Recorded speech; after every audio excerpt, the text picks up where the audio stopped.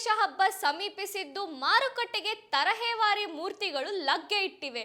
ಆದರೆ ಎಲ್ಲಿ ನೋಡಿದರೂ ಪಿಒಪಿ ಗಣೇಶ ಮೂರ್ತಿ ರಾರಾಜಿಸುತ್ತಿದ್ದು ಮಣ್ಣಿನ ಗಣೇಶ ಹುಡುಕಿದರೂ ಸಿಗದಂತ ಸ್ಥಿತಿ ಬಂದಿದೆ.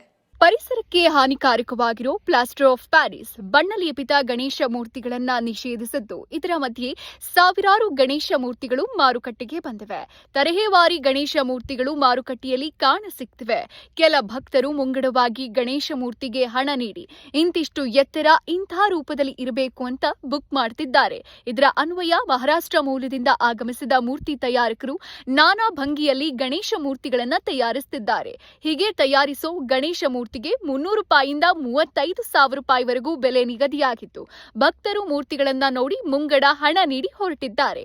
ಎಲ್ಲಿಯೂ ಮಣ್ಣಿನ ಗಣೇಶ ಮೂರ್ತಿಗಳು ಕಾಣಸಿಗ್ತಿಲ್ಲ. ಪರಿಸರಕ್ಕೆ ಹಾನಿಕಾರಕ ಎನಿಸಿದ ಪ್ಲಾಸ್ಟರ್ ಆಫ್ ಪ್ಯಾರಿಸ್ ಮತ್ತು ಬಣ್ಣ ಲೇಪಿತವಾದಂಥ ಗಣೇಶ ವಿಗ್ರಹಗಳನ್ನ ಕೆರೆ ಮತ್ತು ಇತರೆ ಜಲಮೂಲಗಳಲ್ಲಿ ವಿಸರ್ಜನೆ ಮಾಡಿರೋದ್ರಿಂದ ನೀರು ಕಲುಷಿತಗೊಂಡು ಜಲಮೂಲಗಳ ಮೇಲೆ ಅವಲಂಬಿತವಾದ ಪಶು ಪಕ್ಷಿ ಪ್ರಾಣಿಗಳ ಜೀವಕ್ಕೆ ಅಪಾಯ ಎನಿಸಿದೆ. ಇದರಿಂದ ಮನುಷ್ಯರ ಆರೋಗ್ಯಕ್ಕೂ ಪರೋಕ್ಷವಾಗಿ ಧಕ್ಕೆ ಆಗ್ತಾ ಇದೆ.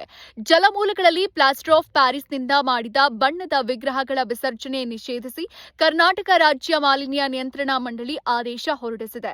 ವಿಗ್ರಹಗಳು ಮತ್ತು ಮಂಟಪಗಳನ್ನು ತಯಾರಿಸೋ ಸಂದರ್ಭದಲ್ಲಿ ನೈಸರ್ಗಿಕವಾಗಿ ತಯಾರಿಸಲಾಗಿರೋ ಹಾಗೂ ಪರಿಸರಕ್ಕೆ ಹಾನಿಯಾಗದಂತ ಬಣ್ಣಗಳನ್ನು ಬಳಸಬೇಕು.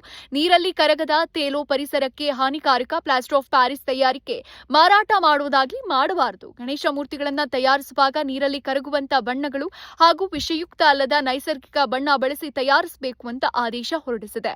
ಆದರೆ ಈ ಆದೇಶ ಪಾಲನೆ ಇಲ್ಲದ್ದಾಗಿದ್ದು ಬಣ್ಣ ಲೇಪಿತ ಮೂರ್ತಿಗಳೇ ರಾರಾಜಿಸುತ್ತಿವೆ. ಖರೀದಿಗೂ ಮುನ್ನವೇ ಪರಿಸರ ಮಾಲಿನ್ಯ ನಿಯಂತ್ರಣ ಮಂಡಳಿ ಎಚ್ಚೆತ್ತುಕೊಂಡ್ರೆ ಪರಿಸರಕ್ಕೆ ಆಗೋ ಹಾನಿಯನ್ನು ತಡೆಯಬಹುದು. ಅಲ್ಲದೆ ಸಾರ್ವಜನಿಕರು ಎಚ್ಚೆತ್ತು ಮಣ್ಣಿನ ಗಣೇಶ ಮೂರ್ತಿ ಖರೀದಿಗೆ ಮುಂದಾಗಬೇಕು. ಕ್ಯಾಮರಾಮ್ಯಾನ್ ನಿಶಾಂತ್ ಜೊತೆ ರವಿ ಎನ್, ಪಿಟಿವಿ ನ್ಯೂಸ್ ಕನ್ನಡ, ಬೆಂಗಳೂರು.